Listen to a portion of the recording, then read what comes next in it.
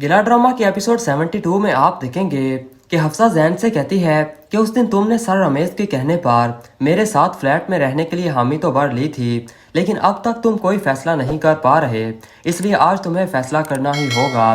तुम्हें मुझ में से या अपने घर वालों में से किसी एक को चुनना होगा। जैन कहता है कि मैं अपने घर वालों को नहीं छोड़ सकता, उनका मेरे सिवा इस दुनिया में और है ही कौन। तो हफ्सा खामोशी से घर छोड़कर चली जाती है।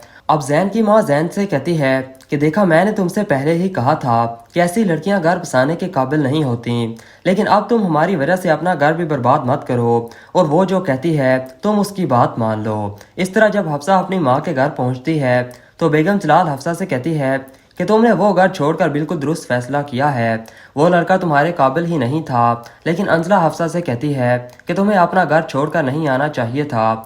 अब ये बात हफ्सा को बहुत बुरी लगती है और वो अपनी माँ से कहती है कि ये कौन होती है मेरे फैसलों के आगे बोलने वाली, इसमें इतनी हिम्मत कहाँ से आ गई है। खैर, अब मैं वापस आ गई हूँ तो इसे इसकी औकात अच्छे तरीके से याद दिलवा दूंगी।